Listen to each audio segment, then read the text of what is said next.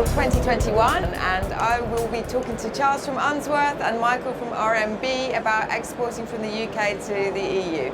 Welcome. Thank you. Nice to see you. So my first question is, what are the main bottlenecks for UK companies? Yeah, so Brexit was no surprise to any of our customers, and what we really found was they came to 1st of January, the trade agreement was agreed very last minute, they felt, and they really weren't ready for the border requirements. Everyone thought they were ready, but they really weren't. And the biggest bottleneck was, how do we make it easy for our customers to keep buying from us?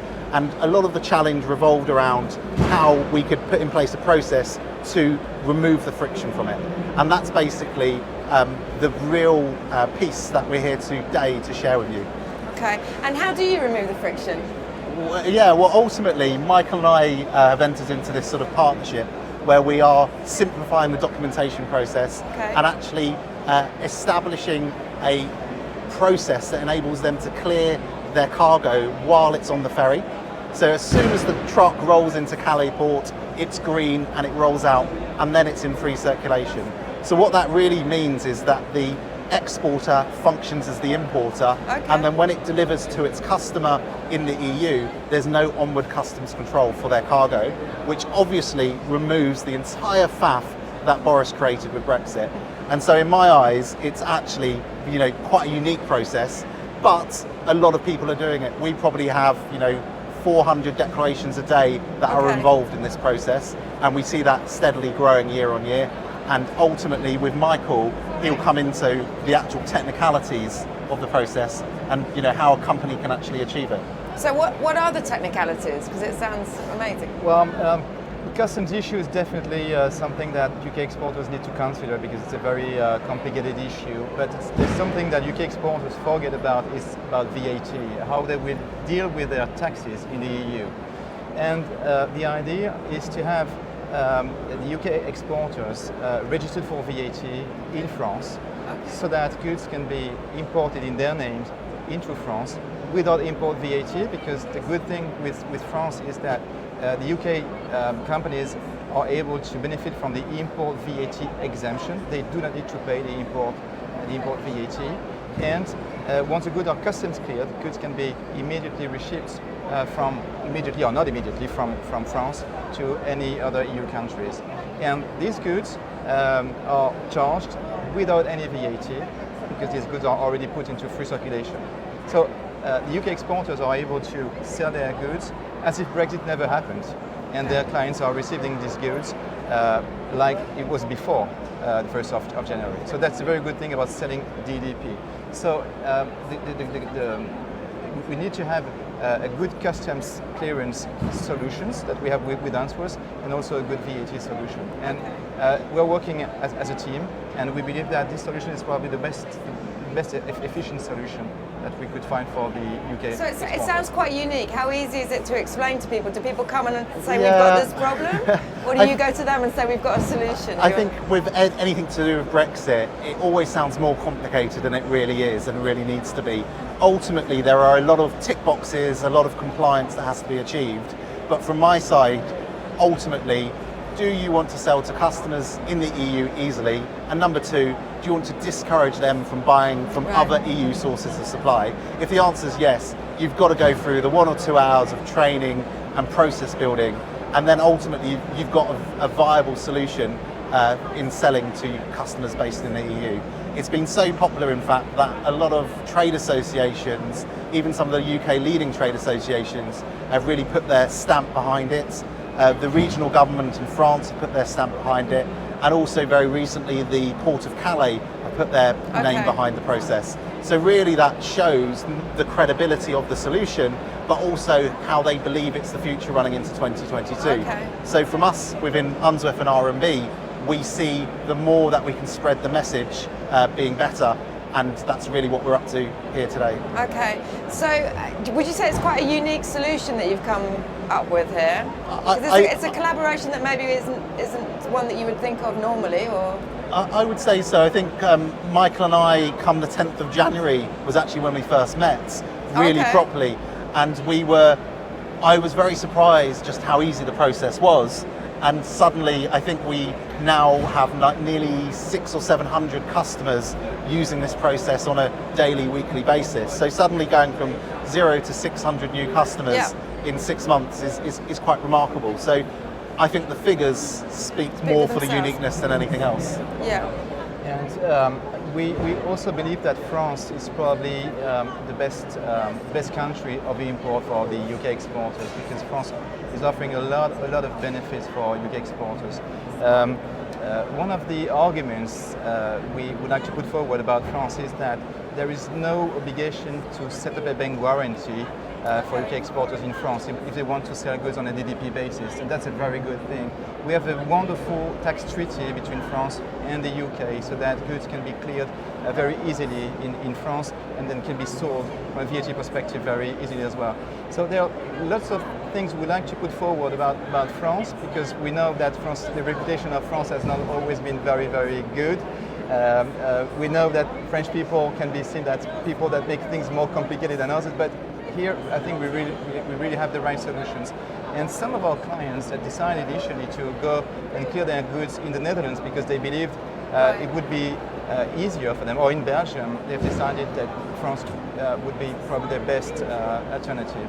So, and obviously the last argument is that France and the UK are very, very close from each other, and that the goods can be cleared using the smart border system, which is an incredibly well-made system, so that goods can be cleared when the goods are in the truck.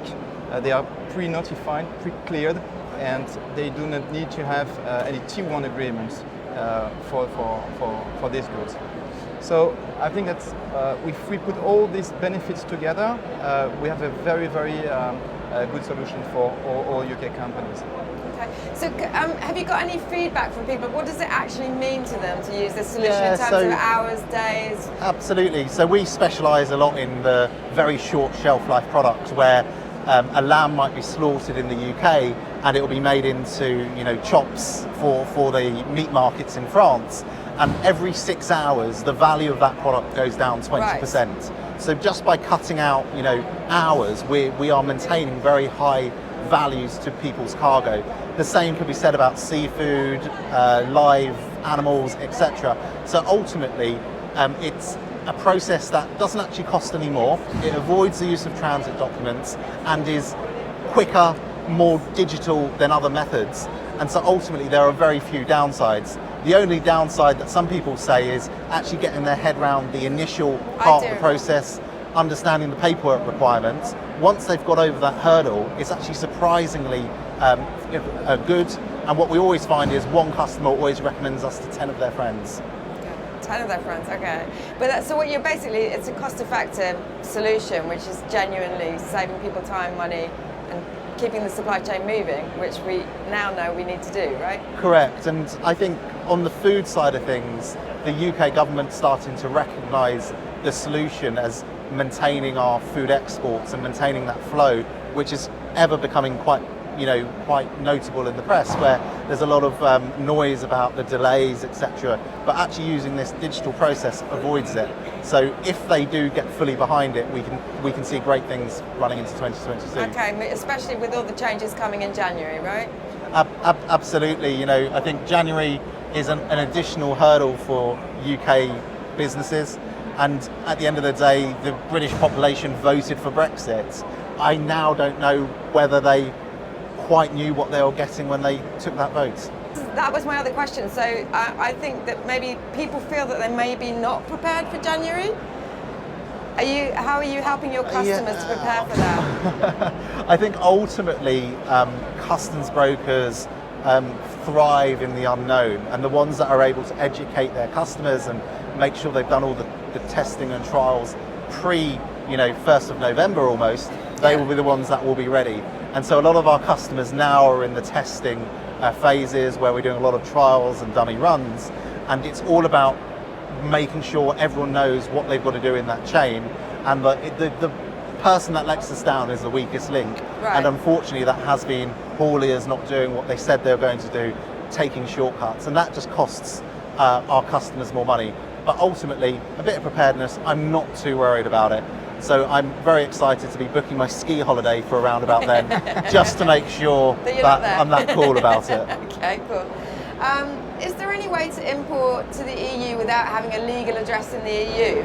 Yes, absolutely. There is absolutely no requirement to set up an EU entity or permanent establishment in the EU because UK exporters have the possibility to appoint a fiscal representative, and this fiscal representative needs to have some very formal accreditation from the French tax authorities, and we have such accreditations from them. So the good thing about fiscal representation is that companies are fully able to sell their goods in the EU without having a permanent establishment in the EU, and they also remain taxable for corporate tax purposes in the UK. So they have absolutely no issue paying any corporate tax in France or in any other EU member state. And what can Unsworth and RMB do in order to help their clients to ship DDP to EU and France?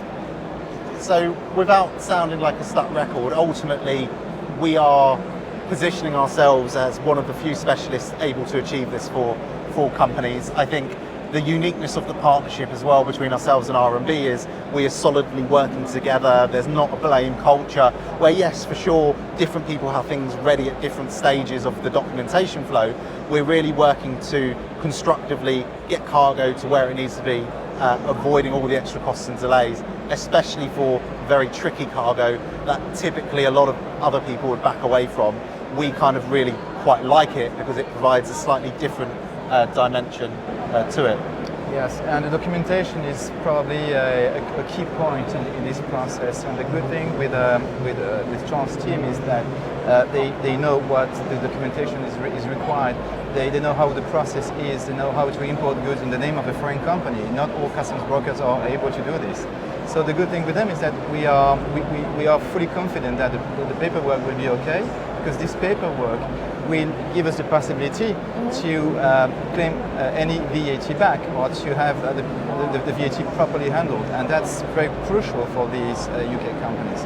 So we are working as a team quite efficiently, and things have been very good over the last 9 months. Yeah. But So you've been doing this since January? Absolutely, Yes. yeah. Honestly, pre-Brexit, What the do you, whole what world do you didn't think? exist. What is the biggest takeout? What is your biggest learning that you'd pass on to one of your customers since you've been doing it? Since, they're getting ready for January. What's your big message to them? The big message is that there is absolutely it's fully possible for them to keep on operating in the EU within a very short time frame. It's just a matter of being well organized and know about the process. As an example, we're still talking to companies, to UK companies that haven't sold anything in the EU since the 1st of Jan. Okay. But thanks to our solutions, some of them are ready to reoperate in the EU within a 2 weeks time frame. This is possible, but they need to have the right process. So the best recommendation we can give them is to talk to us, and we'll be happy to organize it for them. And my biggest tip to anyone who's selling to the EU or involved in that border is get out to the two ports, Dover and Calais, and see the process in real life. Okay. A lot of people theoretically understand they're meant to do this and they're meant to do that, but actually walking through it and being able to see it with their own eyes gives another depth of meaning. And we ran a tour probably 3 weeks ago where nearly 80 exporters came, and we've got another one in November where I think just over 100 have signed up to it. So broadly, our biggest advice is get on one of these tours and really understand the process to know what really needs to happen. It's been fantastic to speak to you about exporting with the DDP process, and thank you for your time.